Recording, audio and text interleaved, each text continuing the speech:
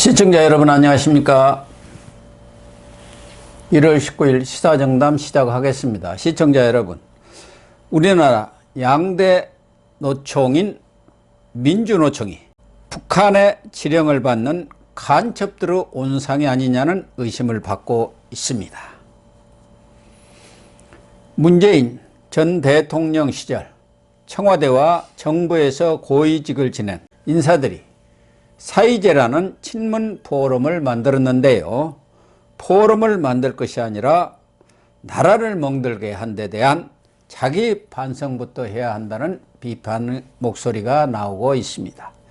윤영걸 전 매경닷컴 대표님과 정가 이슈 분석 정리하도록 하겠습니다. 안녕하세요. 네, 안녕하세요. 윤 대표님, 문재인 전 대통령 얘기를 또 안 할 수가 없네요. 네. 이분은 잊혀진 삶을 살겠다고 해갖고 양산에 내려가서 수염도 기르고 도사인 척 행세는 하는데 연일 이 뉴스의 초점이 되고 있는 이유가 뭔지 모르겠어요. 그 문재인 때 청와대하고 정부에서 고위직을 지냈던 사람들이 사이제라는 일종의 친문 포럼을 어제 결성을 했네요. 네. 뭐예요, 이건 또? 그러니까 사의제가 옛날에 다산 정약용 선생이 전남 광진으로 귀향 가서 거기서 책을 많이 썼잖아요. 네, 거기 목민심서, 흠음심서 뭐 책을 수백 권을 쓰셨잖아요. 그 책 쓴 처소로 사의제라고 해요. 네. 그러니까 문재인 때 장차관한 떨거지들이 자기네들끼리 250명 모여가지고 사의제를 만든 거예요. 그러니까 말은 이제 뭐 새로운 정책의 대안을 제시한다지만 지금 문재인 정권 때 한 거 수사되는 게 많잖아요. 탈원전부터 뭐 여러 가지 거짓말한 것들. 통계에서부터 한두 가지가 아니죠. 통계를 바꿀 생각 안 하고 통계청장을 바꾸고 이런. 그러니까 옛날에 영화 왜 놈 있잖아요. 네. 좋은 놈, 나쁜 놈, 이상한 놈. 이재명은 나쁜 놈이라면은 문재인은 이상한 놈이죠. 이상한 놈이 지금 북카페나 열고 사의제 이런 거나 친문들하고 이게 할 때입니까 지금? 그러니까 네, 문재인은 뭔 정치할 생각이 있나요? 북카페라는 게 뻔한 거 아닙니까? 거기 지지자들을 위한 북카페 아닙니까? 그렇죠. 그리고 거기가 사랑방 역할을 하겠다는 거예요. 그러니까 친문 아지트 역할을 지지자들 거기에 모으고 김해 노무현 그 요소처럼 이제 그쪽으로 오라 그 얘기 아닙니까? 친문 대깨문들은 문파들은 그리고 이 자기 정부에 있었던 사람들, 청와대에 있었던 사람들은 또 사이자로 모으고 그리고 국회에 있는 사람들은 민주주의 4.0으로 모으고 국회 친문들은 이게 큰 정치 세력을 지금 모으고 있는 거예요. 그렇죠. 내년 뭐 총선 앞두고 자꾸 힘을 모으는 거죠. 그거는 이제 윤석열 정부에서 지금 검찰 수사가 이재명만 향하고 문재인 쪽에는 그래도 아주 본격적으로는 안 하잖아요. 우선 뭐 대여를 하나 낳고 나서 또 대여를 잡아야죠. 이거는 뭐 어차피 그 잡은 고기거든요. 진짜 뭘 어디 증거 인멸할 수도 없고 잡은 고기니까 우선 이재명부터 잡고 그 다음에 하려니까 세상 제일 불안한 게 다음이 내 차례거든요. 다음이 내 차례. 그래서 매듭 먼저 만들게 해놨다고. 맞아요. 이재명은 뭐 아니면 도예요. 이재명은 보니까 그 형 한 20년 받든지 아니면 뭐 정말 운 좋으면은 또 뭐 처벌을 거의 안 받을 수도 있겠죠. 하지만은 문재인이가 볼 때는 자기는 이 탈원전이나 뭐 여러 가지들 인사남맥 지 친구 왜 울산시장 시켜주려고 있었던 그때 김기현 울산시장 뭐 수사하고 이런 것들이 하나하나 안 걸리는 게 없잖아요. 또 요새 라임 옵티머스 다시 재수사한다잖아요. 그러니까. 그 문재인 때 핵심 다 걸려 있잖아요. 이낙연도 그때 뭐 받아가지고 걸리고 그 수사받다가 이낙연 측근 자살하고 그랬잖아요. 비서실 부실장이 자살했지 않습니까? 그러니까 문재인 것도 수사하다 보면 어마어마한 거다. 문재인 쪽은 이재명 쪽은 도둑놈이 맨놈이 안 됩니다. 이재명하고 김만배하고 쌍방울하고 뭐 정용, 정진상 그거는 소수 그룹인데 문재인 쪽은 이 해먹은 놈들이 떼거리가 5년 동안 해먹었는데 그러니까 뭐 말할 것도 없죠. 트럭으로 몇 트럭이 이놈들은 이 수사받고 조사하고 감옥 가야 돼요. 그러니까 이 불안감 말할 수 없죠. 근데 사의제 출범한다고 떠들기 전에 부동산 얼마나 엉터리로 만들어 놨습니까? 지금 연끌해가지고 젊은이들 엉망으로 만들어 놨는데 요새 이사도 못 가잖아요. 그 전당포에도 돈을 잘 안 빌려준대요. 전당포에서도. 예? 오늘 아침 네. 신문에도 아주 대서특별을 했더라고요. 네. 전당포에 돈 그렇게 빌릴 데가 없으니까. 어려운 사람들이 네. 많이 찾아온다. 돈이 결혼 반지 들고 오고 네. 뭐 별의별 참 마지막까지 할 수 사연이 있는 많더라고요. 게 뭐 이게 당장에 애 우유값도 없고 예를 들면은 뭐 어떻게 전세 월세는 마련했는데 이사 비용이 없어서 뭐 집에 있는 노트북부터 다 맡겨서 뭐 100만 원, 200만 원 가져가고 그런데요. 그러니까 우리나라 이 도탄에 빠진 가장 큰 게 저는 문재인이라고 봅니다. 왜? 그때 세계 경제가 좋았거든요. 그러면 그때 좀 경제를 기초 체력부터 탁탁 해야 되는데 그냥 돈만 나눠준 거예요. 그러니까 국가 부채만 그냥 엄청나게 늘어나고 아무것도 한 게 없이 정말 참 문재인은 광화문에 진짜 그 좀 세웠으면 좋겠어요. 너 얼마나 잘못했는지 좀 알게. 이 소주성이라는 걸 해가지고 소득주도 성장. 그러니까 이거 자영업자들이 다 벼랑 끝에 몰려버렸지 절단이 않습니까? 났죠. 예, 절단이 나버린 거예요, 자영업자들이. 근로시간도 52시간이다. 또 최저임금 막 올려버리고. 그러니까 뭐 자영업자들이 살아날 수가 없잖아요. 그렇죠. 다 지금 망해버렸죠. 자영업자라는 게 우리 서민들 아닙니까? 겨우 밥 먹고 살기 위해서 한 일들이 이 자영업 아닙니까? 그 자영업이 지금 막 문을 닫고 있어요. 그리고 아니면 직원들 다 내보내요. 예. 도저히 타산이 안 맞으니까. 그러니까 문재인이가 그 촛불 집회 이후로 국민들이 얼마나 지지를 많이 해줬어요.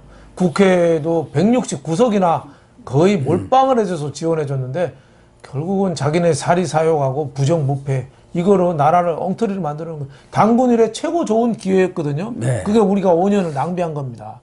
그래서 지금은 어떻게 보면 가장 어려울 때 윤석열 대통령이 지금 취임했는데 정말 해나갈 일이 많은데 지금도 이 사의제 같은 거 이런 거나 만들어 가지고 사사건건 방해하는 거예요. 지금 사사건건. 그 사이제 상임대표가 박능우 보건복지부 장관이에요. 이분이 우리나라 코로나를 확산시키는데 아주 결정적인 기여를 한 사람 아닙니까? 중국 들어오는 거 다 개방해버리고. 아주 인상부터 좀 안 좋았죠. 예. 그분이 브리핑을 하면은 다들 밥 먹다가 숟가락을 놨으니까. 예? 그때 중국만 지금처럼 차단했어도 예. 그렇게까지 많이 번지지 않았죠. 그랬죠. 예. 그래갖고 얼마나 많은 사람들이 또 유명을 달리했습니까? 그런 사람이 나서가지고 상임대표를 맡고 예. 우선은 뭐 문재인 정권 때 정책 다 바꾸고 그러니까 사실은 안 바꿀 수가 없잖아요. 잘못된 정책으로 나라가 망했으니까. 그렇죠.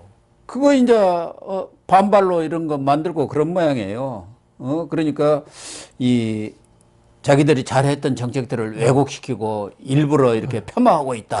그러니 우리도 뭔가 나서가지고 힘을 모아가지고 그게 대응해야 하지 않겠느냐 이렇게 만드는 것 같은데 기본적인 그 발상 자체는 그 밑바닥에는 하나는 앞서 말씀하신 것처럼 이 가만히 보니까 곧 수사가 이제 이재명은 거의 끝점으로 가는 것 같으니까 이제 우리다. 그렇죠. 이렇게 생각하는 게 있고 또 내년 총선이 있지 않습니까? 그러니까 친문 세력들이 또 뭉쳐야 그렇죠. 내년 총선에 자기들 많이 당선시켜갖고 또 전국 주도권을 잡아가겠다. 뭐 이런 생각들인 것 같죠? 네, 뭐 정신없는 사람들이죠. 그러니까 지금 민주당이 이재명이가 구속될 가능성이 크잖아요. 예. 뭐 99%는 저는 구속된다고 보는데 되면은 민주당이 지금 이재명이가 플랜 B, 플랜 C를 전혀 안 만들고 혼자 민주당을 볼모로 버티고 있어요. 네. 근데 구속이 되면은 민주당이 무주공산이 되는 거죠.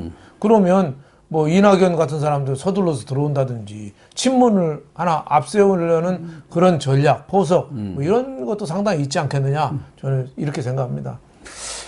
특히 그 사이제 참여한 사람 보면은 김상조 전 공정거래위원장 정책시장 청와대. 네.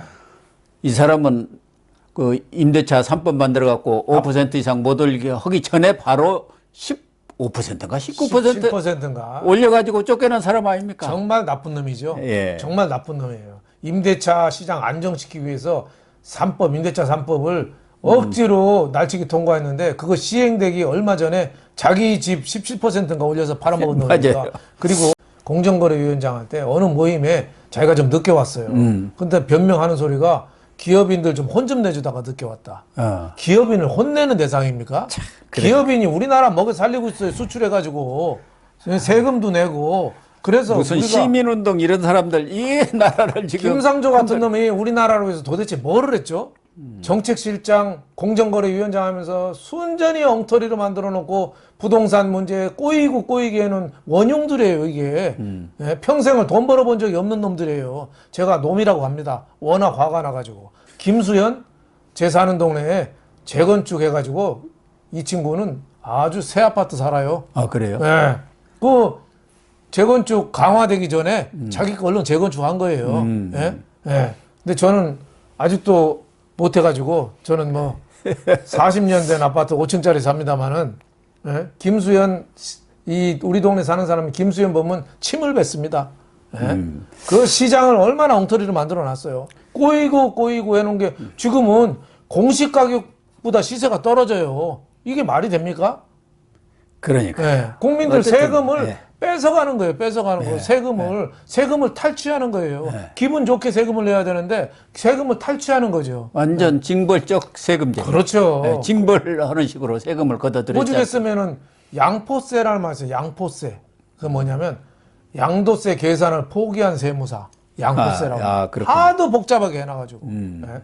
말이 안 되는 일들을 문재인 때 한 자리에 한 놈들이 다 했는데 지금 이놈들이 250명이나 몰려서 사의제 출범을 했다고 하니 정약용 선생이 아마 하늘에 계시면 탄식을 할 겁니다. 그럴 것 같습니다. 네. 사의제라는 게 생각은 맑게, 용모는 단정하게, 네. 말은 적게, 네. 행동은 무겁게 하라는 뜻에서 사의제거든요. 네 가지. 네. 그런데 이 사람들이야말로 윤석열 정부가 지금 출범한 지 1년도 안 됐는데 벌써 그동안을 못 참아서 몸이 간지러가지고 반성은커녕 또 자기들끼리 뭉치자 해갖고 뭉친다는 게 이게 낯짝이 있는 사람들입니까? 그러니까 양심도 없는 진짜 이상한 놈들이죠. 예. 저런 인간들이 정치 한다는 게 참 정말 염치가 없는 것 그렇죠. 같아요. 염치가. 우리가 정치에 대해서 반면을 느낀 지 오래됐습니다만 그 정치인의 수준이 갈수록 떨어지는 거죠. 그것도 뭐 모임에 간 거 보니까 김은경인가 환경부 장관도 왔대요. 그 사람 언제 깜빡에서 나왔습니까? 2년 동안. 깜빵 오래 살았잖아요. 2년 찍어 만 눌러가지고 예. 억지로 그래가지고 취업시켜가지고 블랙리스트 만들어서 다 그렇죠. 쫓아냈잖아요. 그러면 자성을 해야지. 지금 또 떡 가서 앉아 있더라고요. 진짜 창피한 것도 모르는 거예요.